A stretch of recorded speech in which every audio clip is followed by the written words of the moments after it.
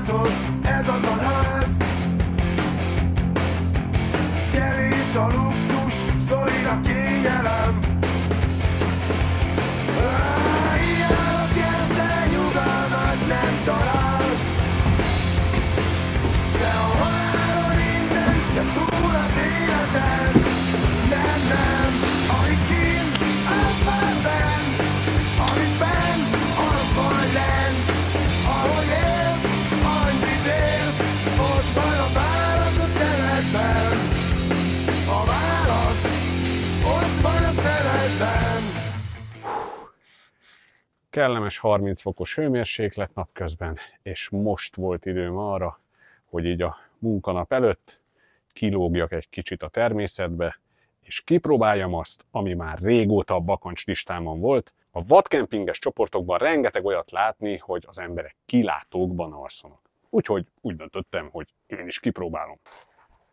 Viszont ezzel van egy olyan kis probléma, hogy azért olyan kalapácsom nincsen, amivel egy sátorcöveket itt át tudnék verni, és igazából annyi hely sincsen, hogy a lábakon álló kis kempingágyas Nightcat sátramat felverjem, úgyhogy kitaláltam egy jobb megoldást, rendeltem az internetről egy magas háttámlájú Nightcat kempingszéket.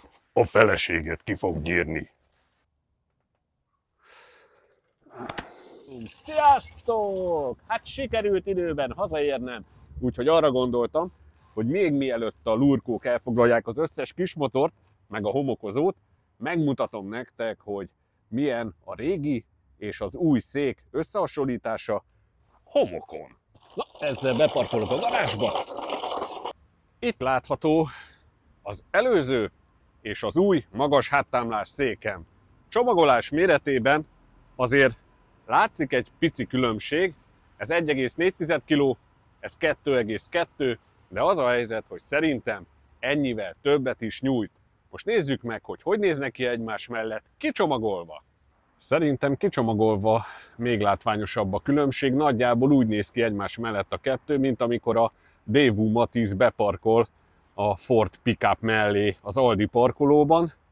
Úgyhogy nézzük is meg azt is, hogy hogy néz ki az, amikor beleül az ember. Rettentően masszív, nem vágja az ember combját, nem nyomja annyira az ember hátát, bár hogyha szélesebb hátú vagy, mint én, akkor itt az oszlopok megtalálhatnak, de azért ebben ugye el lehet este sörözgetni, lehet üldögélni, főzögetni, ide is fér sör, ide is fér sör, masszív, kisebb helyen elfér, úgyhogy ez egy nagyon jó használható szék, és nagyjából 13-14 ezer forintba kerül az Amazonon. De most akkor nézzük azt. Jaj. Hát ahhoz képest. Ez egy fotel. Két oldalt itt is találunk zsebeket. Teljes egészében megtámasztja a hátamat. Ezzel sokkal kényelmesebben lehet felhőket, vagy csillagokat bámulni. De ha arról van szó, akkor ugyanúgy neki lehet állni főzőcskézni, annak is szabályozható a magassága, meg ennek is. Mind a kettőt az én 45 éves sérült térdeimhez állítottam, úgyhogy a lehető legmagasabb fokozatra. Igazából ezzel a székkel az égvilágon semmi bajom nem volt egészen addig, amíg Janival el nem mentünk közösen motorozni, és az a szőlő lugas, ahol voltunk, ott eléggé löszös volt a talaj, és azt vettem észre, hogy amikor így leültem, akkor így elsüllyedt az egész, és egy idő után ilyen nagyon kellemetlen volt, hogy már gyakorlatilag így folyamatosan az egyik láb, másik láb, az így eltűnt a talajban. Na és akkor figyeltem föl arra, hogy van olyan, ami elméletileg nem süllyed el. Nézzétek meg! Ennyi eltűnt. És akkor ez itt az igazság pillanata. Felraktam a merülés elszabotáló talpszélesítéseket. És nézzük, mennyit süllyed be, hogyha én ebbe kényelmesen beleülök, hintázok. Azt hiszem, ez engem rohadtul meggyőzött. A történethez hozzátartozik, hogy a vásárlási döntésemben az is befolyásolt, hogy a korábbi 86 dolláros ár helyett most már ilyen 60 dollárért, tehát ilyen átszámolva 21 000 forintért lehet ezt a széket megvenni. És akkor a szó most újra a stúdióé. Kapcsoljuk újra a kilátót.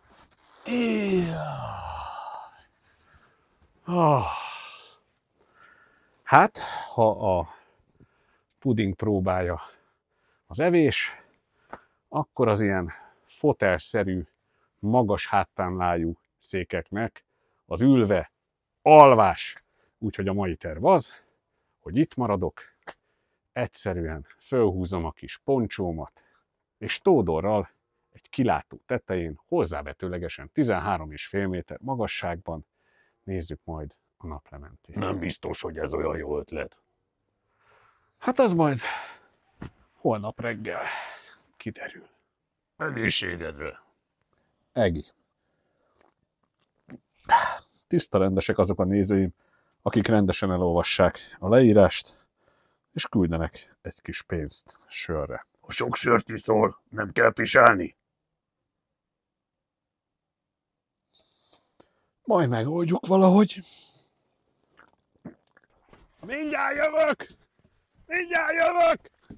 Mindjárt jövök! Á! Jó reggelt, álomszuszék! Hasadra süt a nap.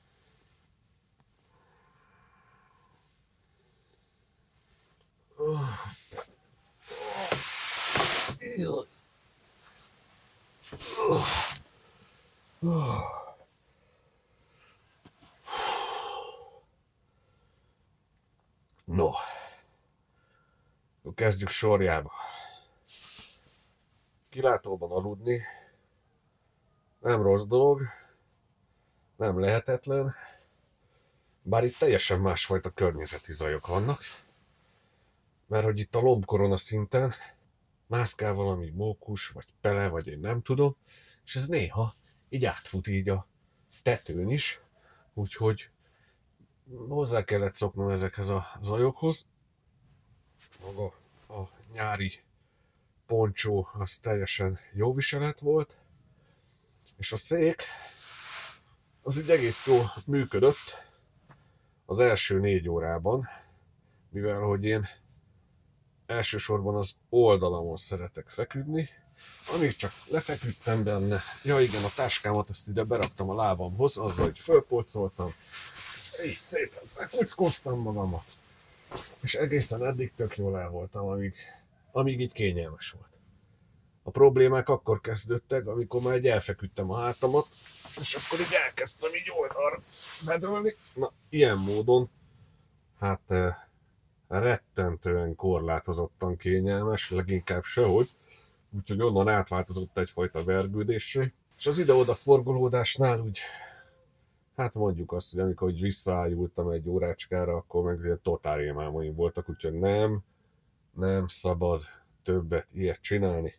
Viszont, ha már itt vagyunk, nehogy elmenjetek valamilyen bónuszakosság nélkül, megmutatom, hogy a hálózsák kombó poncsóból hogyan kell normálisan felkelni reggel, anélkül, hogy kibújnál, és itt teljesen megfagyna.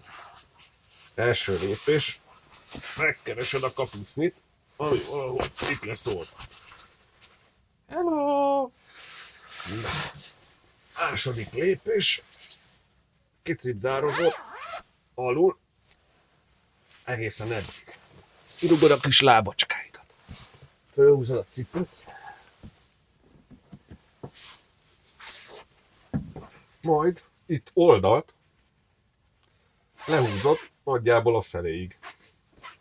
És összekapcsolod ezt.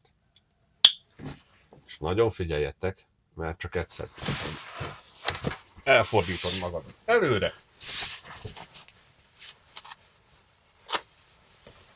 Átbújsz. És gyakorlatilag meg is vagy az egésszel, az a testhő, amit egész éjszaka termeltél, az szépen benne maradt, és azzal, hogy felhúzva hagytad félig, cipzárt, ezért ez így melegíti még a vesédet is. Na, mit szóltok? Jó, mi? Megyek kávézni. Kérsz te is? Persze, hogy kérek. Ó, van. Intézem. Szevasztok! Itt lakom, látod, ez az a ház,